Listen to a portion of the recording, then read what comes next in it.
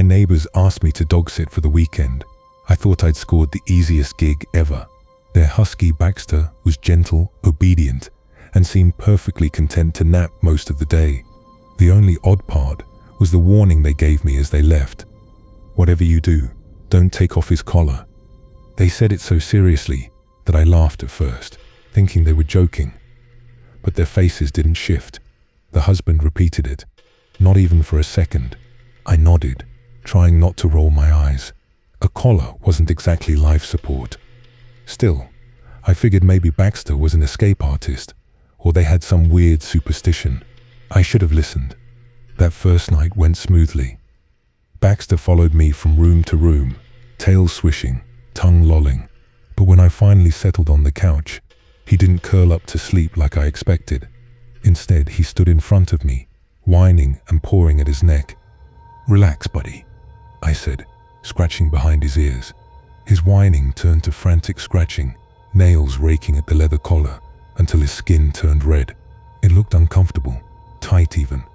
Against my better judgment, and ignoring the neighbor's ridiculous rule, I unclipped it. The moment the collar slipped free, Baxter froze. His body went rigid, legs locked in place, tail stiff. At first, I thought he was having some kind of seizure. Then his eyes rolled back, showing only the whites. "Baxter," my voice cracked. "You won't believe this." His jaw opened with a sickening crack. Not just a yawn. His mouth stretched wider than any living thing should. His lips split at the corners, teeth glistening far too sharp, far too many. The sound that came out wasn't a bark or even a growl. It was a low, guttural rasp, like something ancient and hungry, exhaling through his throat. I stumbled back, clutching the collar. My first thought was to run, but then his body twitched, like something inside him was adjusting, learning to move. His paws bent wrong, elbows jutting the wrong way. The neighbor's words finally made sense. The collar wasn't about identification. It was containment, heart racing. I lunged forward, trying to shove the collar back around his neck.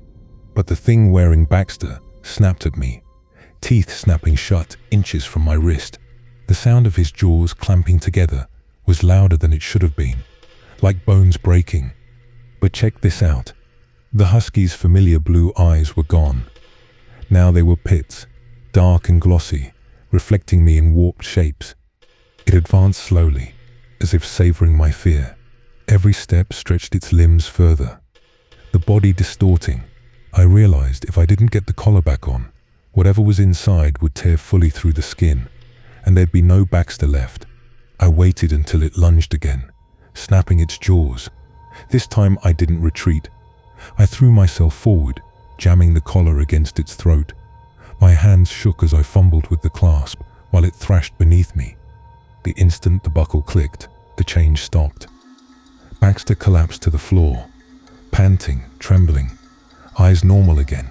I sat there on the carpet, chest heaving, the leather burning in my hands. Now I understand the warning, and I know I'll never dog sit here again. I thought dog sitting in the countryside would be easy money. A quiet farmhouse, a fridge full of food, and an old bloodhound named Rufus who barely moved from his spot on the porch. Perfect for a broke college student. I was wrong. The first night seemed normal enough, until bedtime. Rufus didn't settle on the rug like I expected. Instead, he planted himself in front of the living room window, hackles raised, eyes locked on the dark stretch of cornfield outside. His low growl rumbled through the room like distant thunder. "Relax, buddy," I whispered, patting his head, but he didn't blink, didn't shift. Just kept that steady growl going until midnight. That's when I heard it. A howl. Long, low, and sharp enough to make the glass vibrate. It wasn't Rufus. His lips were curled back, his throat silent. The sound came from outside, carried on the wind. Rufus answered with a furious bark, but the howl came again, closer this time, echoing across the empty fields. I shut the curtains, locked the doors, and told myself it was just a coyote. Still, I didn't sleep much. But it gets worse. The second night, the same thing happened. Rufus ignored his food and sat at the window, growling. At midnight, the howl returned, but it wasn't alone this time. A chorus rose in reply, layered and discordant, like dozens of voices blending into one. When I checked the kitchen that morning, I noticed muddy paw prints on the floor, bigger than Rufus's. The door was locked tight. My stomach turned cold, but that's not all. By the third night, Rufus wouldn't even approach the window. He crawled under the bed, whining, leaving me to sit alone in the living room. I tried the TV, music, anything to drown out the silence, but the static-heavy reception only made the house feel emptier. Then midnight came. The first howl shook the walls. This time, I didn't need to look outside to know it was close. Too close. The chorus followed. Not distant anymore, but circling the house, moving from one side to the other. I gripped a fireplace poker, my heart pounding.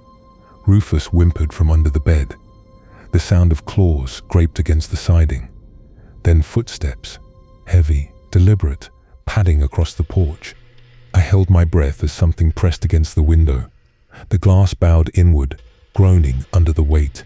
I almost ran, but then I saw it. A muddy paw print bloomed on the inside of the glass. Not outside, inside.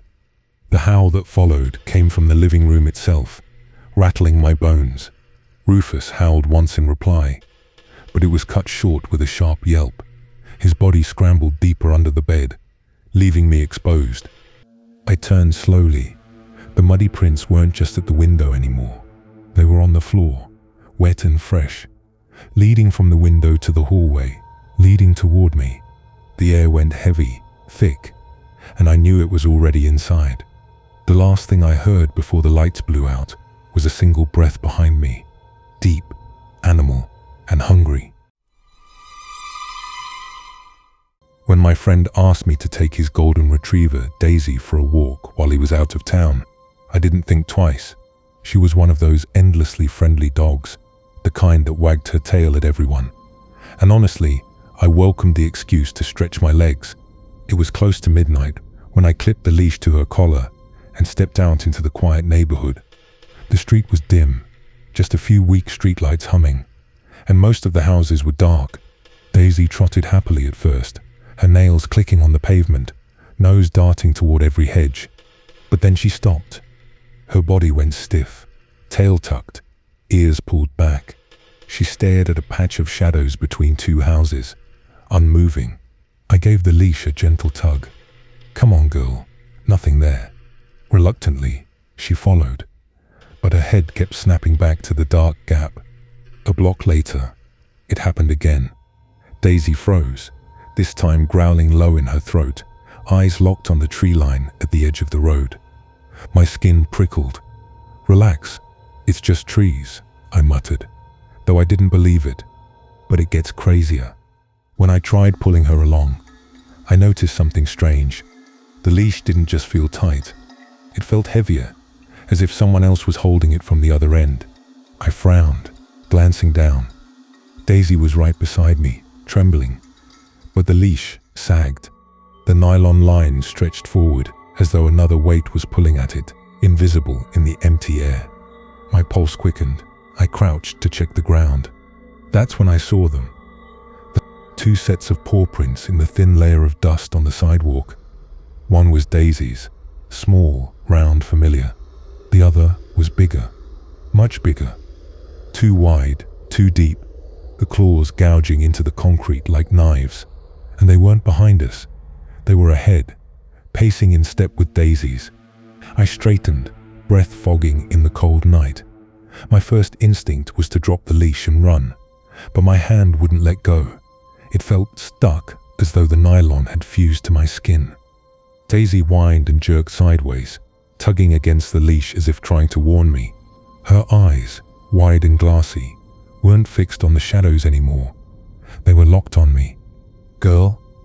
My voice cracked. She tugged harder, nails scraping pavement, but her gaze stayed pinned to my face, not past me, not around me. Me.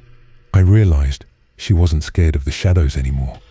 She was scared of what stood at my back. I swear this next part is true. The leash pulled again, harder this time, nearly yanking me forward. I couldn't bring myself to turn around. Every nerve screamed at me not to. Daisy barked once, sharp and panicked, then lunged so hard the collar nearly slipped over her head. I forced myself to glance down. The paw prints had shifted. The larger ones weren't in front anymore. They stood directly beside mine, as if whatever left them was shoulder to shoulder with me. Daisy's growl broke into a desperate howl. I shut my eyes, gripping the leash so hard, the nylon cut into my palm, and I didn't turn around.